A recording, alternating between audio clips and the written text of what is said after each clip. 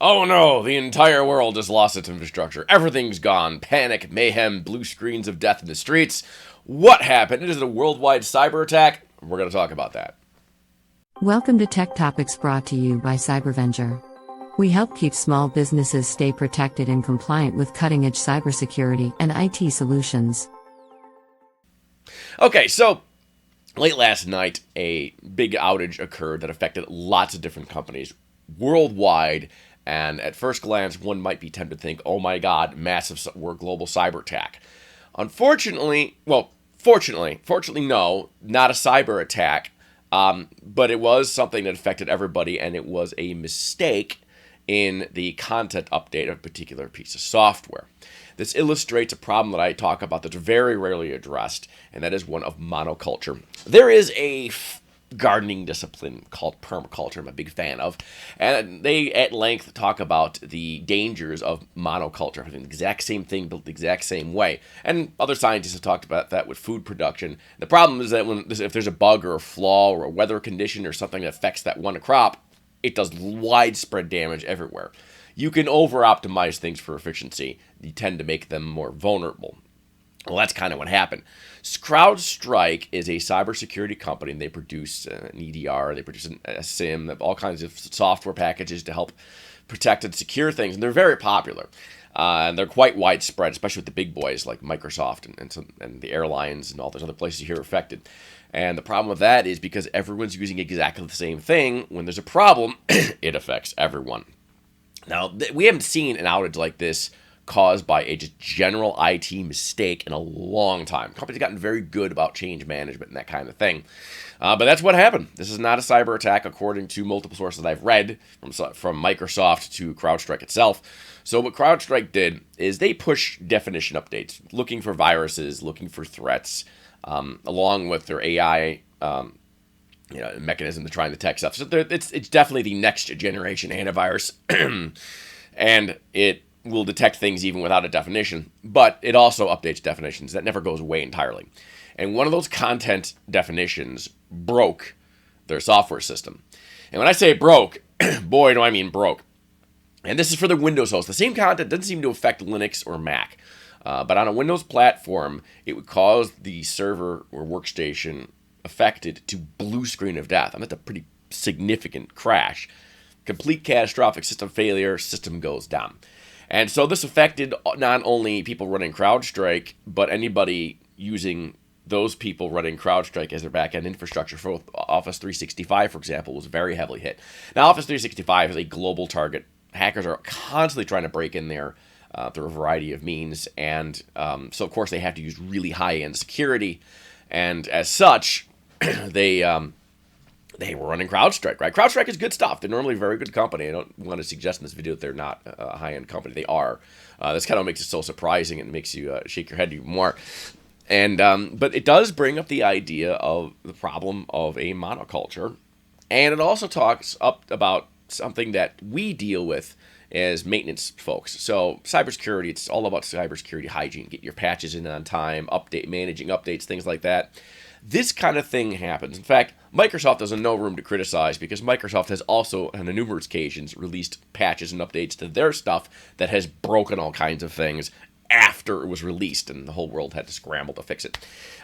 So you can't just push go when you have updates and update everything all at once.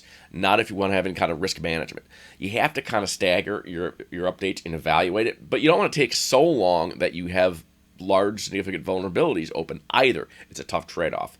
We as IT folks are kind of stuck between a rock and a hard place. You don't want to go without a patch. That's probably the worst thing you could do. But if you're updating things, you don't necessarily want to update them all at once. So we have a methodology ourselves when we're managing our customers' patches. We tend to group customers' machines into section, we group them together into patch groups. And the reason we do that is we can have, if we got 100 customers, we could take their least sensitive computers and push out a new patch right away. Then we immediately get some defense up going across all of our customers. And if that patch happens to break a bunch of stuff, yeah, it's all of our customers at once, but it's only the machines that they can afford to have down for a little while, the less critical stuff. And then we move on to doing more critical stuff And we have to balance it depending on the customer. Sometimes you have to balance the criticality of a security vulnerability. So maybe sometimes your more critical stuff, the stuff that has more critical data, gets patched first. It just depends on the situation. So that's kind of how we manage things. We look at our portfolio of customers as one big customer, and we generally roll patches out in waves. Day one, we do it in this section. Day two, we do it in that section, that sort of thing. We always make sure that all of our customers have everything updated by the end of the month. Never want to be more than 30 days out. And if it's an urgent issue, it's a widely exploited vulnerability or something that's critical, or a 0 day, we'll oftentimes speed that up and push things out rapidly to make sure that we get that patch. But we do have to manage our updates. And we've had customers get hit, and fortunately, and I don't mean hit with a virus, I mean, well, that too, but that's pretty rare. It's usually how we meet our customers.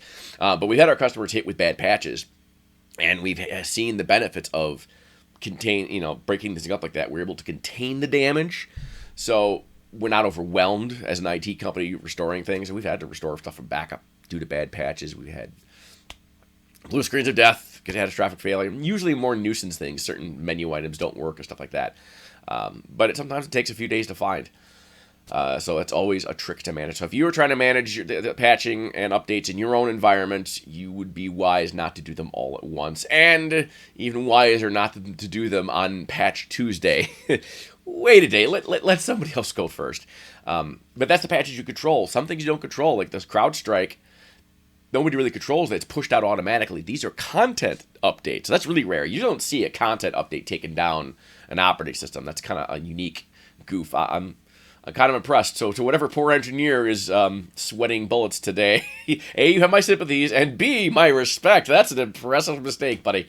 Whoever you are, guy or gal, you're famous now. And that's what it's like in IT. You never know when you can do something stupid that makes you famous. That's all I got today. Hopefully that explains what's going on and what to deal with it. The patches should be out now from CrowdStrike, and they're pushing it out. Things are steadily recovering as it goes. But if you have a flight today, that might be canceled, so better double check. Thanks a lot for watching. Thanks for watching. We hope this video has provided valuable information to you.